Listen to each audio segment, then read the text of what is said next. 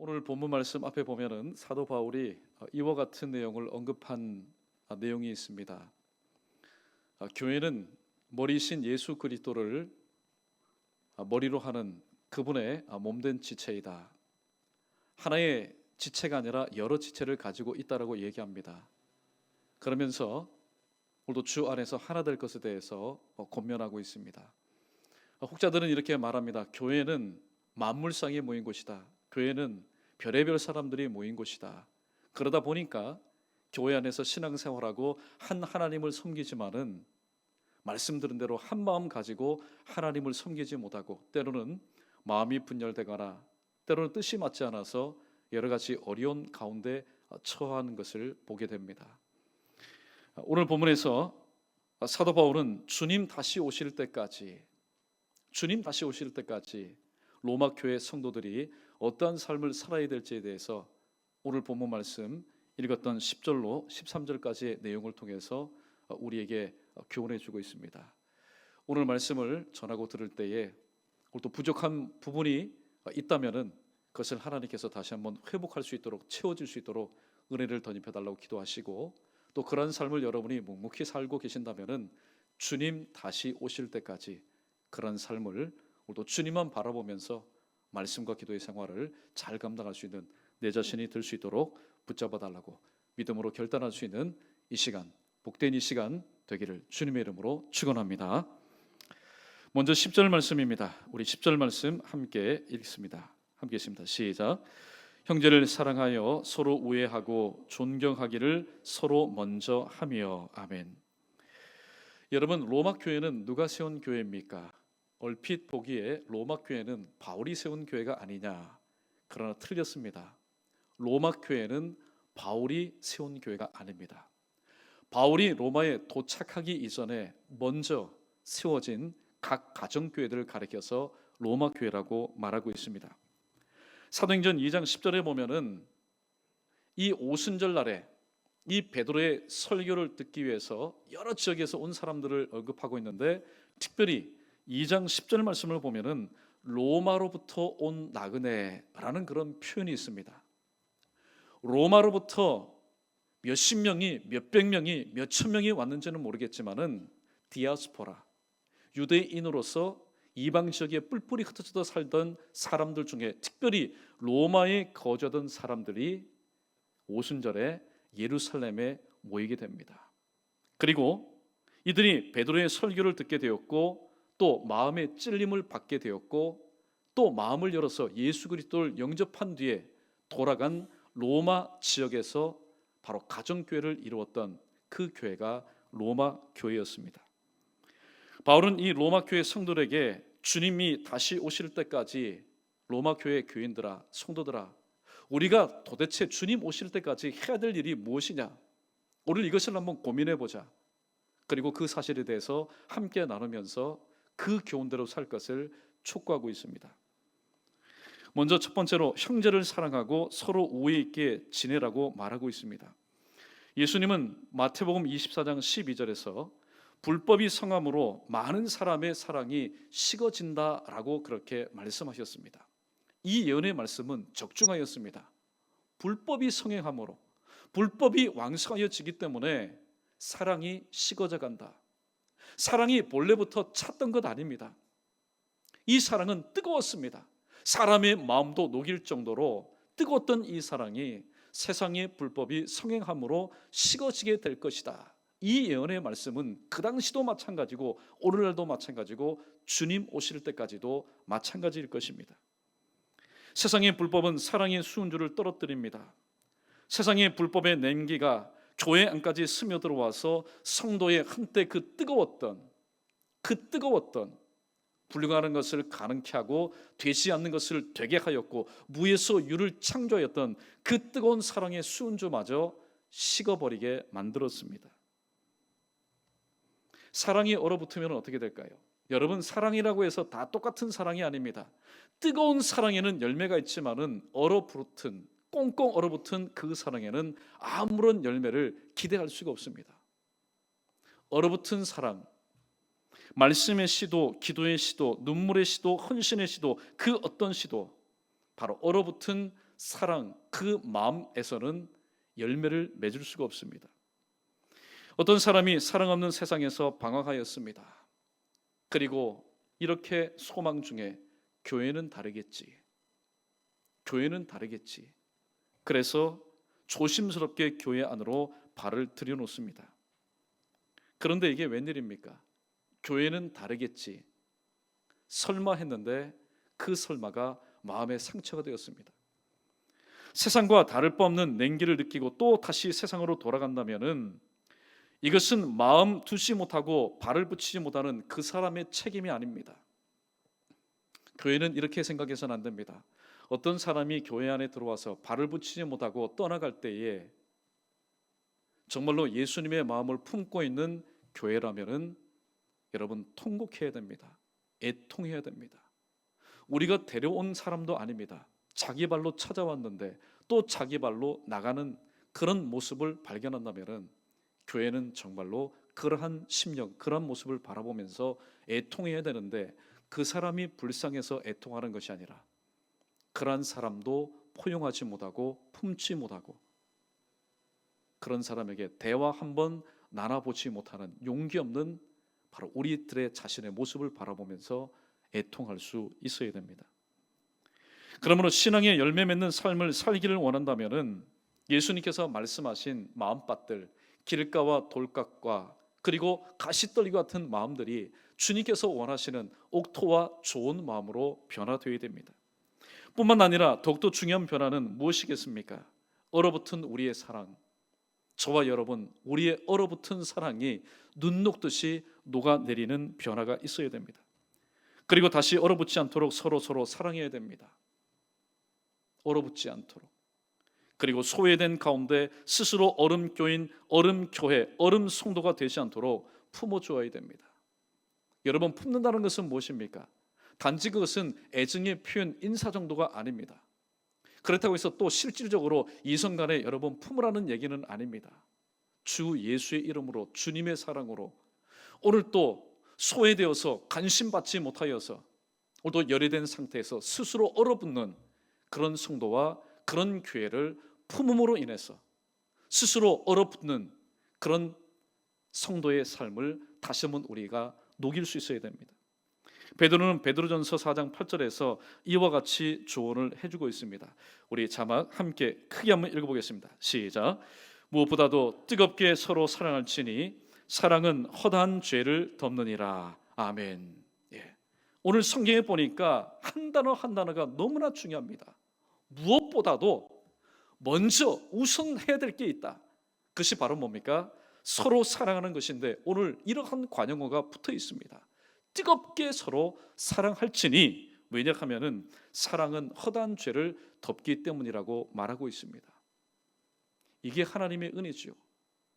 여러분, 목사는 죄인 아닙니까? 또 중직자들은 죄인 아닙니까? 사실 우리가 살아있는 모든 존재는 죄인입니다. 그런데 이러한 죄인들이 오늘도 교회 안에서 죄 없다라 의인으로 칭함받으면서 이 시간도 예배하며 하나님 앞에 기도합니다. 무엇 때문입니까? 먼저는 하나님의 은혜요, 둘째는 서로의 허물과 죄를 덮어주는, 바로 품어주는 삶이 있기 때문입니다. 이것이 주님 다시 오실 때까지 교회가 행해야 될 바로 거룩한 의무, 로마 교회가 그리고 우리 연희교회가 감당해야 될 거룩하고도 구별된 의무라고 성경은 말씀하고 있습니다. 여러분, 오늘 첫 번째 말씀 가운데 오늘 여러분 10절을 보십시오. 가장 먼저 등장하는 게 형제를 사랑하며입니다. 이 말씀을 염두에 두시고 계속해서 말씀을 들어보십시오. 이 사랑, 서로 형제 사랑, 서로 교인, 서로 사랑하지 않으면은 그 뒤에 행해지는 모든 것들이 무의미해지기 때문입니다. 이를 염두에 두시고 계속해서 말씀을 함께 들어보겠습니다. 아무쪼록 오늘 첫 번째 우리에게 주시는 말씀처럼 형제를 사랑하고 서로 우애 있게 지내는 것, 이것이 주님 다시 오실 때까지 오늘도 주님께서 세우신 교회의 거룩한 의무라고 성경은 말씀하고 있습니다. 아무쪼록 주님의 이름으로 서럽게 뜨겁게 사랑할 수 있는 저와 여러분 우리 모두 되기를 주님의 이름으로 축원합니다. 두 번째는 서로 먼저 존경하는 것입니다. 대접받기 좋아하고 존경받기를 원하는 시대에 서로 먼저 여러분 존경하는 것은 참 힘듭니다. 왜냐하면 내가 먼저 무릎 꿇고 상대방을 높이는 것은 내가 스스로를 비하하는 것이고 또 내가 스스로를 과소평가하는 것처럼 여겨지기 때문입니다. 그러나 서로 존경하라. 서로 먼저 존경하라. 이것은 주님의 말씀이기 때문에 우리는 순종해야 됩니다. 존경하는 것에 대해서 바울은 빌립보서 2장 3절에서 이와 같이 말하고 있습니다. 오직 겸손한 마음으로 각각 자기보다 남을 낮게 여기고, 존경한다는 말의 풀이가 뭐냐? 각각 자기보다 남을 낮게 여기는 것이 바로 상대방을 존경하는 것이라고 말하고 있습니다. 오늘 그림을 그리자면 이와 같습니다. 상대방이 내 앞에 있습니다. 존경한다는 것은 무엇일까요? 내가 그 상대방 앞에서 무릎을 꿇고 상대방을 바라보는 것, 이것이 바로 존경한다는 말의 의미입니다. 일반적으로 사람들이 그렇지 않습니까? 내 자신이 상대방에게 멸시받는다는 느낌을 받게 되면은 좋았던 관계도 여러분 악화됩니다. 그러나 내가 존중받고 존경받는 느낌을 받게 되면은 지난 과거, 어제까지도 조금 전까지만 해도 악화되었던 그런 관계들이 다시 호전되고 회복된다는 사실입니다. 겸손한 마음으로 상대방을 존경하고 낮게 여길 때에 어떤 일들이 일어납니까? 분위기가 부드러워지고 화기애애해집니다. 어떤 일도 합력하여 시너지의 효과를 이룰 수가 있습니다. 꼭 필요한 지체의 힘을 깨닫게 됩니다. 내가 상대방을 존중할 때에, 또 존경할 때에, 나는 이 공동체 가운데서, 이 가정에서, 이 교회 가운데서, 이 나라와 민족 가운데서 나는 꼭 필요한 존재구나. 내 자신이 소중함을 깨닫게 됩니다. 그리고 인정받는 사람은 최선을 다해서 열심히 끝까지 사역을 합니다. 그리고 어떤 상황 속에서도 존경받는 사람, 나를 존경하고 또 존중하는 사람들은 서로 끝까지 동고동락하게 됩니다. 위로도 격려도 희생도 헌신도 함께합니다. 그리고 무엇보다도 서로를 존중할 때에 참 영적으로 유익한 일이 무엇인지 아십니까? 그것은 마귀가 역사하는 틈을 제공하지 않는다라는 겁니다. 여러분, 신앙생활 아무리 오래 하고 또 믿음이 있고 경륜이 있고 큰 사역을 했다 할지라도 마귀가 한번 앞에 있는 사람을 통해서 그 자존심, 그 감정을 한번 긁게 되면은 어떻게 됩니까? 지금까지 쌓은 여러분 신앙의 탑, 믿음의 탑, 여러분 한순간에 무너져 버립니다. 한 번의 성령을 통해서 하나님의 의를 이루지 못하기 때문입니다. 그러나 서로 존중하고 존경하게 될 때에 마귀가 삐짓고 들어올 틈이 없는 겁니다. 그러나 여러분, 한번 멸시해 보십시오. 한번 자존심 상하는 얘기를 해보십시오. 한번 성내 보십시오. 한번 그를 향해서 저주하고 욕해 보십시오. 어떻게 됩니까? 하나님은 이카봇, 하나님의 영광은 떠나버립니다. 하나님의 영광이 떠난 곳에 무방비한 이 10년 가운데 누가 찾아옵니까? 마귀가 찾아옵니다. 마귀가 찾아와서 그동안에 이 사람을 통해서, 쌍방을 통해서, 그들이 속해 있는 공동체를 통해서 예비한 여러 가지 전략과 전술을 통해서 한순간에 무너뜨려 버리기 때문입니다. 그러므로 서로를 먼저 존중하고 또 위하고 또 존경하는 것은 마귀의 역사로부터 틈을 제공하는 그런 일들이 없기 때문에 우리의 신앙생활 가운데 참으로 유익한 일이라고 생각이 듭니다. 여러분, 오늘도 우리 교회 보면은, 또 우리 교회뿐만이 아니지요, 일반적으로 보면은 너무나 잘 알고 있기 때문에 우리 교회에는 다들 직분이 있습니다. 근데 너무나 잘 알다 보니까 직분을 존중해서 부르기보다는 그저 편하니까 이름을 부르는 그런 경우가 없지 않아 있는 것을 보게 됩니다. 교회 안에서 직분자의 이름을 부르거나 때로는 하대하는 것은, 그것은 구별된 모습이 아닙니다. 그러므로 친한 사이일수록, 오랫동안 함께한 사이일수록 서로를 하나님의 사람, 내가 하나님의 사람이라면 그도 하나님이 세우신 사람이요, 내가 직분자라면 그도 하나님이 세우신 직분자라는 그런 사실을 깨닫고 서로 존경하고 존중하는 그런 예의 바른 바로 성도의 삶을 우리는 살아가야 됩니다. 오늘 이 말씀을 할 때에, 목사님 내가 지난번에 얘기했던 것 또 듣고 또 얘기한다, 여러분 그래 생각하지 마십시오. 바르지 못한 것은 바르지 못하다고 누가 얘기해야 됩니까? 목사가 그것을 앞에서 얘기해야 되지 않습니까? 혹시 여러분 가운데 찔림이 있다면 맞다, 그저 지금까지는 교회 신앙생활하면서 구별된 삶을 살아야 되는데 인간적인 생각에 감정에 편하게 대했는데, 여러분 절대로 그렇지 않습니다. 존중과 존경은 뭡니까? 멀리 있는 사람들 사이에서 일어나는 것이 아니라 가장 가까운 사이일수록, 가장 친밀한 사이일수록 서로를 존중하고 존경할 때에 그러한 모습을 주변에서 보는 사람들, 또 믿지 않는 사람들도 야, 교회라는 것은 이래서 다르구나, 교회라는 것은 이래서 구별된 곳이구나. 믿는 사람들의 서로를 존중하는 모습을 통해서 믿지 않는 사람들의 본이 된다면 이 또한 닫힌 전도의 문을 열 수 있는 좋은 그런 계기가 되지 않겠습니까?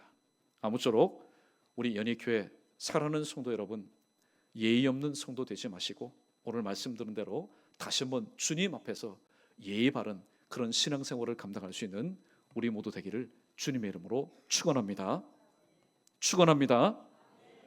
11절 말씀 계속해서 읽어봅니다. 시작. 부지런하여 게으르지 말고 열심을 품고 주를 섬기라. 아멘. 세 번째는 부지런하여 게으르지 말고 열심을 품고 주를 섬기는 것. 주님 오실 때까지 우리 연희교회가 감당해야 될 거룩한 의무입니다. 교회를 향한 마귀의 촌수를 보면은요, 그 변화무쌍한 모습을 보면은 겉으로 볼 때는 재밌는 것 같지만은 우리들이 다시 한번 눈여겨보아야 될 부분이 있습니다. 교회를 향한 마귀의 전술은 초창기에 재미를 보았습니다. 이런 전술을 통해서 굉장히 재미를 보았습니다. 굉장히 쾌재를 불러일으켰습니다. 그러나 마귀가요, 이내 그 전술 사용 것을 포기하고 말았습니다. 왜냐하면은 교회를 핍박하면 핍박할수록, 또 억압하면은 억압할수록 교회는 잔멸되지 않고 더욱 영적으로, 질적으로, 양적으로 부흥하고 왕성하게 성장하였기 때문입니다. 이것이 바로 초대교회, 그리고 중세교회, 살아있는 양심을 가진 교회의 모습이었습니다. 그래서 핍박과 억압이라는 전술을 내려놓고 새로운 전술을 사용했는데, 그 전술이 무엇인지 아십니까? 바로 게으름과 현실 안주라는 것을 교회 가운데 뿌리고 갔습니다. 그런데 이것이 먹혀 들어갔습니다. 이게 먹혀 들어갔습니다. 그리고 오늘 또 이 지상교회 가운데 유효합니다. 오늘 할 일을 내일로 미룹니다. 그 결과 예배의 자리와 기도의 자리가 세상의 잡풀들로 가득 차 있습니다. 그래서 한번 하나님 생각나서 그동안에 받은 바 은혜가 감사해서 예배의 자리로 찾아오려고 하니, 내 기도의 자리로 찾아가려고 하니 이미 세상의 잡풀들이 무수히 내 키보다도 더욱더 왕성하게 자라서 예배의 자리가 어디인지, 기도의 자리가 어디인지를 찾아갈 수가 없습니다. 보이지 않아서가 아닙니다. 내 바로 앞에 연희 교회당, 연희 예배당이 있습니다. 그리고 내가 평상시에 찾았던 기도의 골방, 기도의 자리가 있지만은, 몇 메다 앞에 있지만은 이미 내가 기도하지 않고 예배하지 않고 미루고 미룬 그 나의 게으름과 현실의 안주 때문에, 세상의 여러 가지 잡풀들 때문에 그 자리가 보이지 않습니다. 고난도 문제도 어려움도 없는 현실의 야곱처럼 우리는 안주해 버립니다. 그 일과 어떤 현상이 일어났습니까? 창공을 홀홀 날아 올라야 할 독수리 같은 교회가 닭장 안에 갇혀서 그저 먹이 한번 먹고 그 다음에 생각나면 하늘 한번 바라보는 닭장 안에 갇힌 교회가 되어버렸습니다. 그리고 세상을 향해서 이빨을 드러내면서 포효해야 할 이 호랑이 같은 교회가 동물 안에 갇혀서 세상 사람들의 구경거리가 되어버린 이빨 빠진 호랑이 같은 교회로 바로 전락하고 말았습니다. 그러므로 신앙생활하다가 마귀가 던진 게으름의 미끼를 우리는 물어서는 안 됩니다.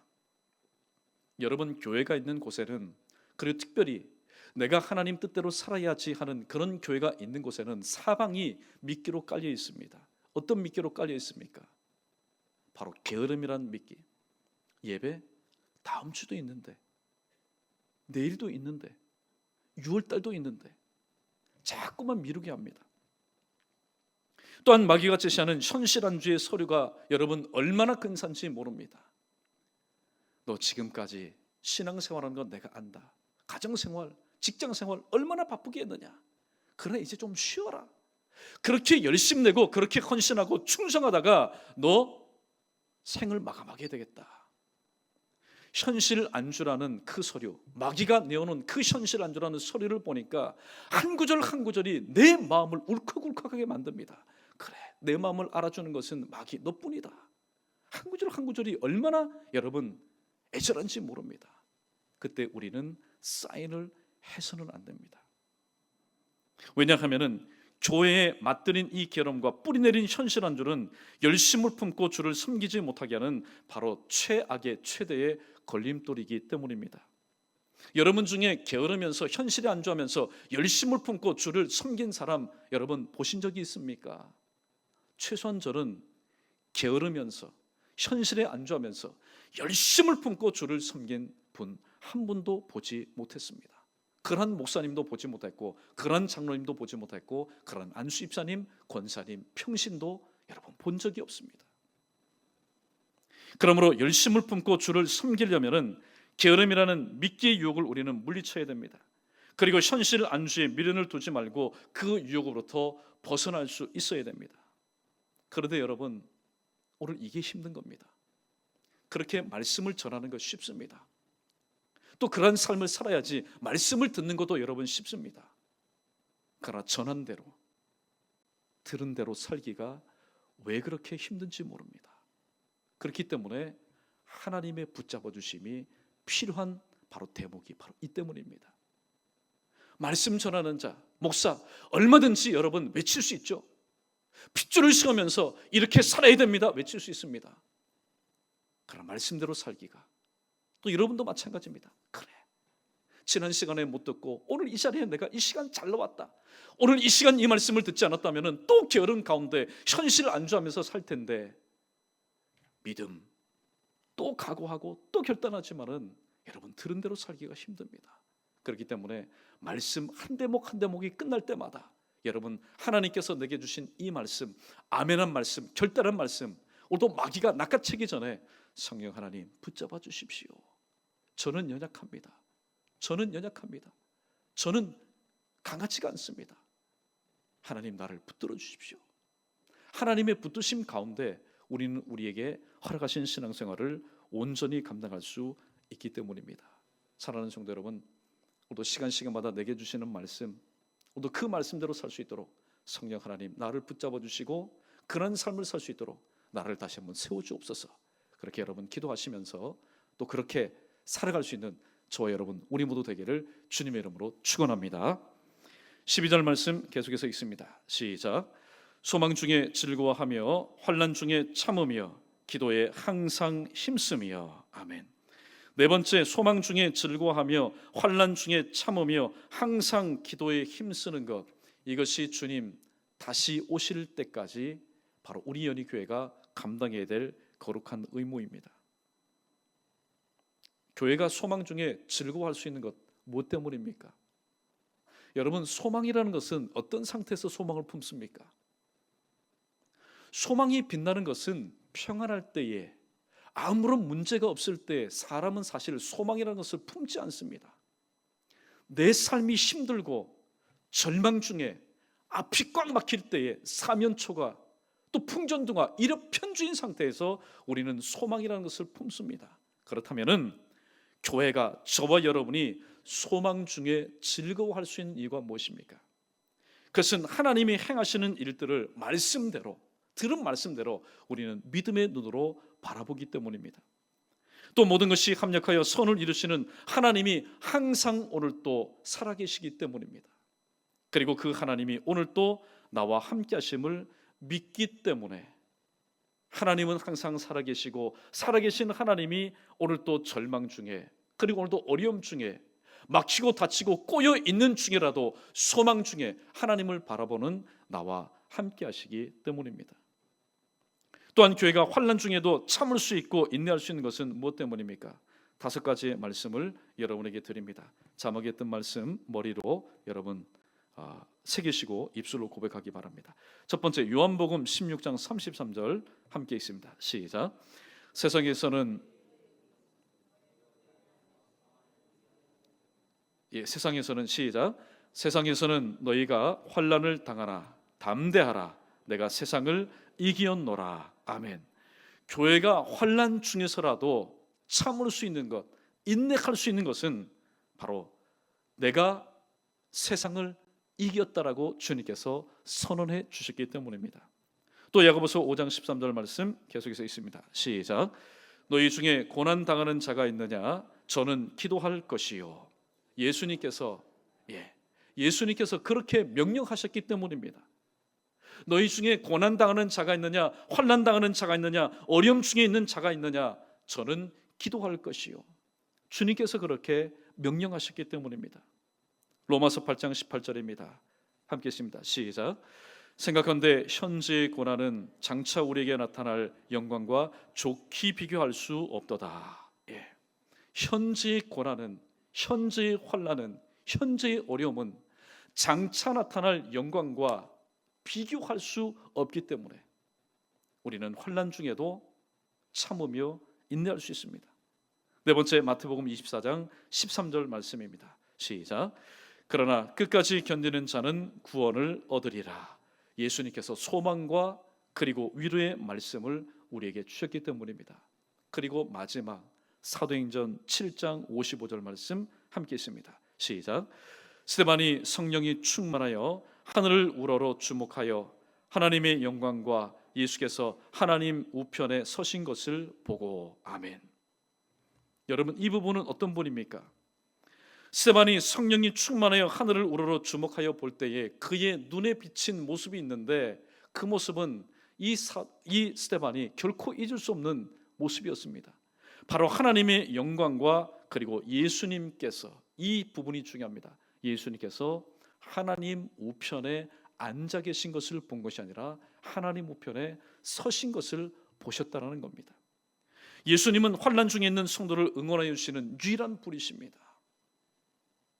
여러분, 우리의 믿음의 대상은 누굽니까? 우리의 믿음의 대상은 오직 하나님 한 분밖에 없습니다.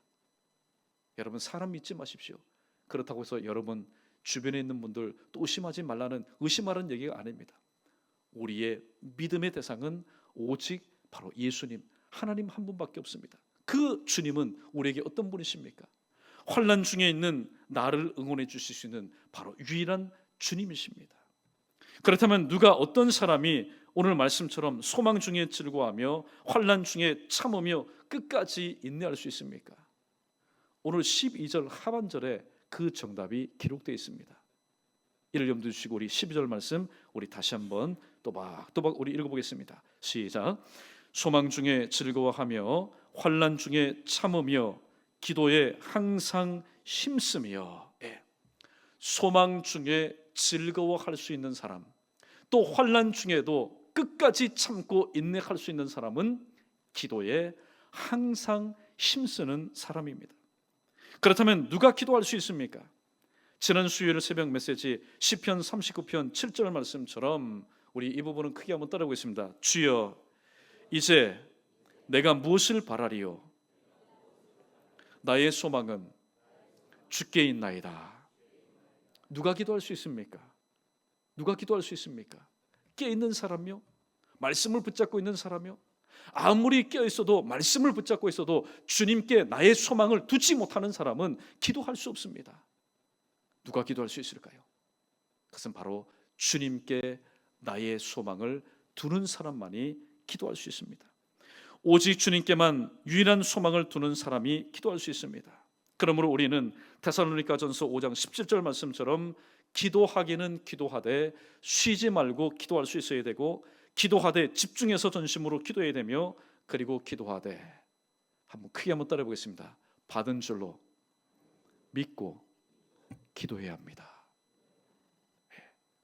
기도할 때에 주실까 안 주실까?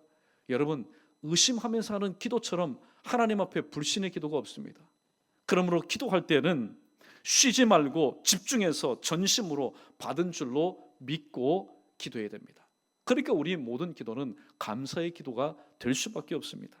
아무쪼록 예수님의 든든한 응원과 위로하심과 붙들어 주심을 힘입어서 먼저는 더욱더 기도에 힘쓰시며, 여러분이 오늘 또 어려움 가운데 있다면 소망 중에 즐거워하시고 또 환난 중에도 끝까지 인내하여서, 오늘도 주님께서 말씀하신 것처럼 끝까지 견디는 자는 구원을 얻으리라 말씀하셨는데, 오늘도 여러분의 삶 가운데서 삶의 구원을 이룰 수 있는 우리 모두 되기를 주님의 이름으로 축원합니다. 마지막 13절 말씀 우리 다 함께 읽어봅니다. 시작. 성도들의 쓸 것을 공급하며 손 대접하기를 힘쓰라. 아멘. 성도의 쓸 것을 공급하며 손 대접하기를 힘쓰는 것, 이것이 바로 주님 오실 때까지 우리 연희교회가 거룩하게 행해야 될 바로 의무입니다. 근데 사실 이렇게 하기가 참 힘듭니다. 왜냐하면 말세가 되면은 개인주의가 대세이기 때문입니다. 여러분, 지금 이제 핵가족이 아니라 이제는 혼가족입니다. 예. 혼자서 살아갑니다. 혼자 밥 먹고 혼자 장 보고 혼자 살아갑니다.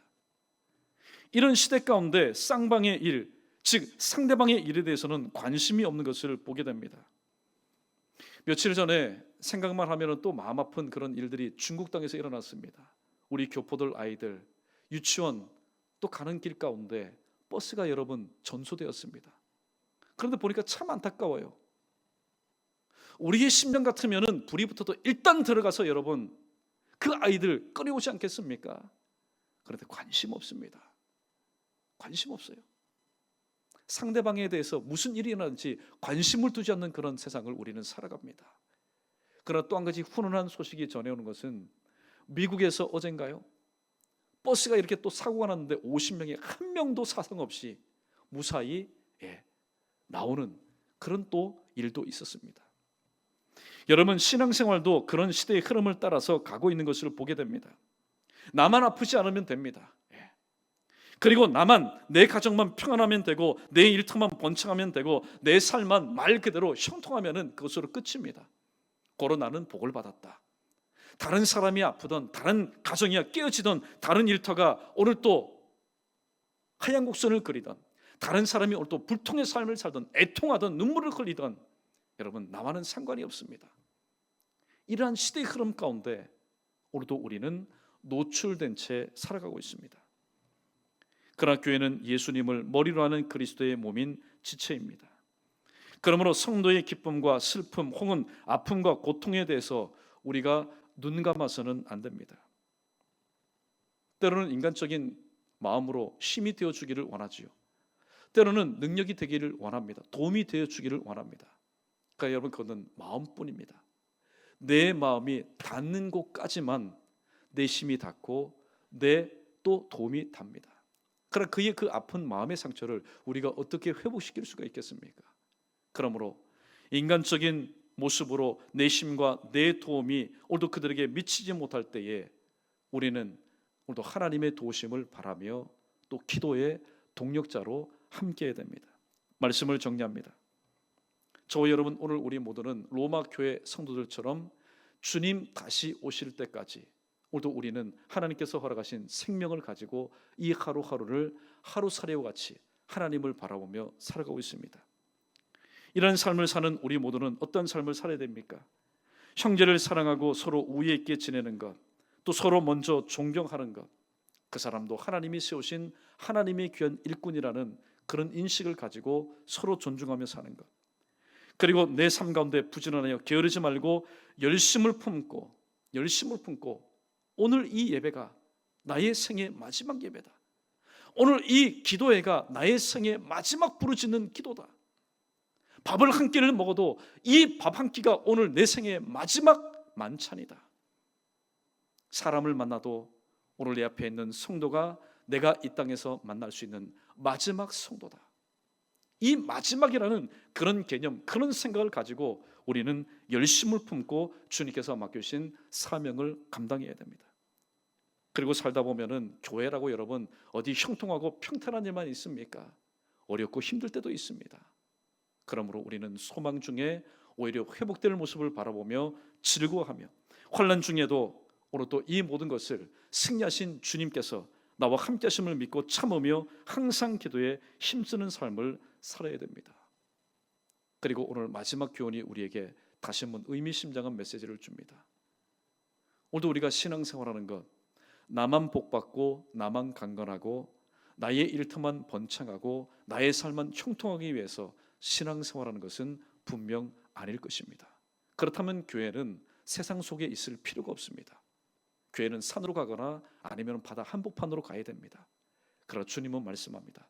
너희는 세상의 소금이요 세상의 빛이라고 말씀했습니다. 내가 건강하면은 오늘 또 질병으로 인해서 앓고 있는 성도를 향해서 내가 아픈 것처럼 하나님 저에게도 치료와 치유와 회복의 은혜를 허락해 달라고. 또 내 가정이 평안하면은 오늘 또 힘들고 어려운 가정도 나의 가정처럼 주님이 주인 되셔서 다시 한번 회복되는 가정이 될 수 있도록, 그리고 내 일터가 오늘도 이렇게 어렵고 힘든 경제적인 위기 가운데서라도 오늘도 침체되지 않고 번창한다면은 하나님 똑같이 아니요 나보다도 더 힘들고 더 땀 흘리고 더 수고하고 더 발품을 품고 주의 성실로 살아가는 저들의 기업 위에도 이삭의 기업처럼 하나님 100배 되는 번창의 복을 허락해 달라고. 그리고 무엇보다도 나의 삶 가운데 아무런 문제가 없고 눈물도 없고 괴로움도 없고 고통도 없는 말 그대로 형통의 평안의 삶을 산다면은 내가 받은 이 복이 흘러 넘쳐서 오늘도 나와 접촉하는 모든 성도의 삶의 현장 가운데 동일하게 임할 수 있도록 하나님 붙잡아 달라고. 여러분, 이것이 바로 아버지의 심령, 어머니의 심령, 더 나아가서 우리를 향하신 하나님 아버지의 마음 아니겠습니까? 오늘도 이러한 마음을 품고 사도 바울은 2000년 전에 주님 다시 오실 때까지 고린도 교회가 어떤 삶을 살아야 될지 말씀을 통해서 교훈해 주었습니다. 오늘 이 말씀은 1차적으로는 로마 교회를 향해서 주신 말씀이지만은 저와 여러분 우리 모두도 연희동에 있는 하나님의 교회일 뿐이지 우리 모두도 교회입니다. 그러므로 우리 각자에게 주신 하나님의 귀한 말씀인 줄로 믿고 주님 다시 오시는 그날까지 이 말씀 붙잡고 신랑이신 주님 오늘도 맞이하며 정결한 신부로서 자신을 돌아보고 또 점검하여 구별되게 준비하는 그런 삶을 오늘도 신실하게 살아갈 수 있는 저 여러분 우리 모두 되기를 주님의 이름으로 축원합니다.